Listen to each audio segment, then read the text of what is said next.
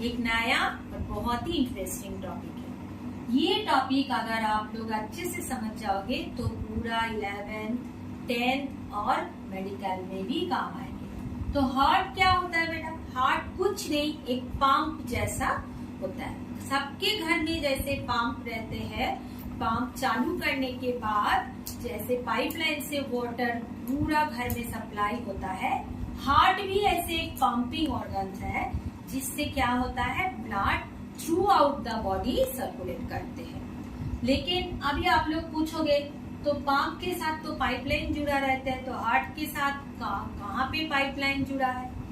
तो पाइपलाइन यहाँ पे जुड़ा रहता है in the form of the blood vessels. तो ब्लड वेसल्स क्या होता है? 3 types of blood vessels heart के साथ कनेक्टेड रहते हैं।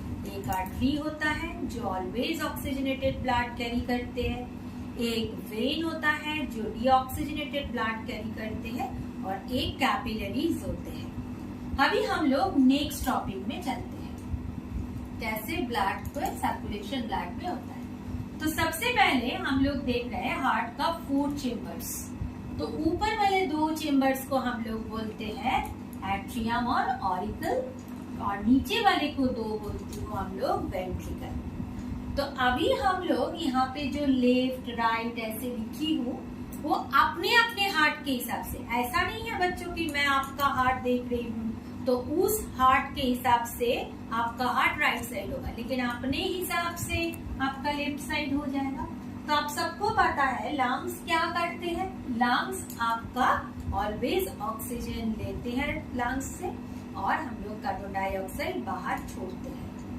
तो सबसे पहले देखिए लंग्स ऑक्सीजन ले लिया एटमॉस्फेयर से, तो वही ऑक्सीजन पल्मोनरी वेन से सबसे पहले पहुंचेंगे लेफ्ट एट्रियम में, आपके हार्ट का लेफ्ट साइड में। अभी आप लोग मेरे को पूछोगे तो अभी तो आप पहले बताए थे कि आर्टरी ऑक्सीजनेटेड ब्लड कैरी करते हैं, लेकिन यहाँ पे आप बता रहे हो कि वेन कैरी कर रहे हैं। ये सही बात है, लेकिन pulmonary vein is the exception which always carries the oxygen containing blood. उसके बाद जैसे लेफ्ट एट्रियम में ब्लड घुस जाएंगे, यहाँ पे कुछ दरवाजा लाइक वाल्व रहते हैं, तो वाल्व दरवाजा जैसा ही ओपन होता है। लेफ्ट एट्रियम जब ऑक्सीजनेटेड ब्लड से पूरा भर जाएंगे, वो प्रेशर कंट्रोल नहीं कर पाने के कारण लेफ्ट एट्रियम का वाल्व खुल जाता है और ब्लड पहुंचता है आपका सीधा लेफ्ट वेंट्रिकल में। तो लेफ्ट वेंट्रिकल में जैसे ही आपका ब्लड पूरा भर जाएंगे, वो भी ऑक्सीजनेटेड ब्लड है, वहां से मेन आर्टरी जिसका दूसरा नाम है एओर्टा, पूरा बॉडी में ब्लड पहुंचेगा। बॉडी में जितने अच्छे ब्लड सप्लाई होगा उतना अच्छा ऑक्सीजन सप्लाई मिलेंगे, और बच्चे उतना ही स्वस्थ और ग्रोथ भी अच्छा रहेगा। फिर बॉडी में ऑक्सीजनेटेड ब्लड पहुंचने के बाद वहां से कार्बन डाइऑक्साइड कंटेनिंग ब्लड को रिसीव कौन करेंगे? मेन वेन और वेना केवा। मैं पहले भी आप लोगों को बोल चुके हैं कि वेना केवा क्या होता है, जो main vein carbon dioxide blood को बॉडी ऑर्गन से राइट एट्रियम में लेके चलते हैं। तो जैसे ही राइट एट्रियम कम्प्लीटली फिल्ड हो जाएगा, वो प्रेशर को सहन नहीं पाएंगे, तो ऑटोमेटिकली यहाँ पे भी कुछ वाल्व्स होते हैं, जो वाल्व्स उस प्रेशर के कारण सिंगल वन साइड में खुल जाएगा।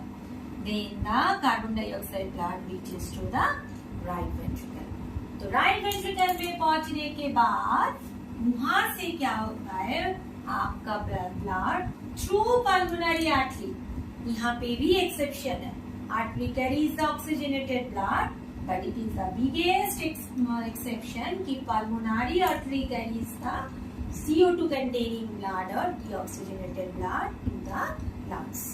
Then by the reverse path, we can release the carbon dioxide in the atmosphere by the exhalation process. तो अभी आप देखिए यहाँ पे 2 टर्म मैंने लिखी थी पल्मोनरी, आप लोग ये जान लीजिए लंग्स रिलेटेड कुछ भी होता है उसको पल्मोनरी बोला जाता है। जैसे मान लीजिए लंग्स का डॉक्टर को हम लोग पल्मोलॉजिस्ट बोलते हैं। हम सोच रहे कि आप समझ गए।